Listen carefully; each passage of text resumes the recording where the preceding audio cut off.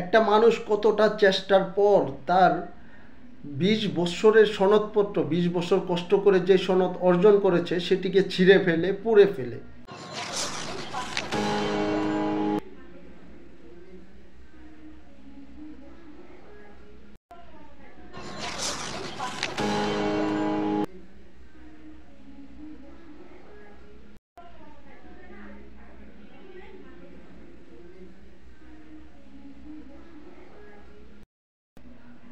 আপনি কল্পনা করতে পারবেন না যে আমরা কোন ভয়াবহ পরিস্থিতিতে বসবাস করতেছি। মাননীয় প্রধানমন্ত্রী, আমার সার্টিফিকেটের ছেঁড়ার বিনিময় হলেও আপনি এই ১.৫ কোটি যুব সমাজকে এবং তাদের অভিভাবককে চাকরির বয়স বাড়িয়ে দিয়ে আপনি তাদেরকে উদ্ধার করবেন। মাস্টার্স পাস করার পর আমার ৪ বছর থেকে যায়, তার মধ্যে ২ বছর করোনায় চলে যায়, যার কারণে আমি চাকরির জন্য আসলে সময় পেয়েছি মাত্র ২ বছর।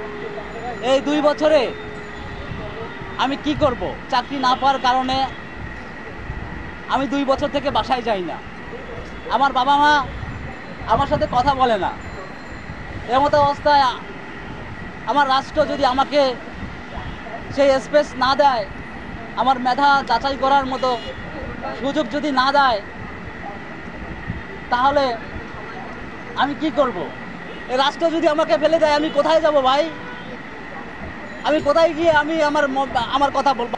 আমি ঢাকা বিশ্ববিদ্যালয় থেকে পড়াশোনা করে যদি চাকরির বয়স শেষ হয়ে যায়, তাহলে হাজার হাজার লাখ লাখ স্টুডেন্ট যারা অন্যান্য বিশ্ববিদ্যালয়, অন্যান্য ইউনিভার্সিটি এবং কলেজগুলোতে পড়াশোনা করতেছে, তাদের কি অবস্থা? আমার যোগ্যতা বলে আমি চাকরি নেব। আমি ঢাকা বিশ্ববিদ্যালয় থেকে পড়াশোনা করেছি। প্রধানমন্ত্রী ডেকে আমাকে করুণা করে চাকরি দিবে, আমি সেটা চাই না। আমাকে মেধা যোগ্যতা সুযোগ দেখ, আমি সেটা চাই। একটা মানুষ কতটা চেষ্টার পর তার ২০ বছরের সনদপত্র, ২০ বছর কষ্ট করে যে সনদ অর্জন করেছে সেটিকে ছিঁড়ে ফেলে, পুড়ে ফেলে। আপনি কল্পনা করতে পারবেন না যে আমরা কোন ভয়াবহ পরিস্থিতিতে বসবাস করতেছি। এখন আমরা যদি দীর্ঘ ২০ বছর পড়াশোনার পর চাকরির জন্য মাত্র ২ বছর সময় পাই, তাহলে আমরা সেই সার্টিফিকেট দিয়ে কী করব বলেন? ধরেন আমি ২০ বছর, আমার বয়স মাস্টার্স কমপ্লিট করতে করতে আমার ২৮ বছর হয়ে গেছে, তো আমি এখনও পর্যন্ত কোনো চাকরি পাইনি। চেষ্টা করে যাচ্ছি কিন্তু আমার চাকরি হচ্ছে না।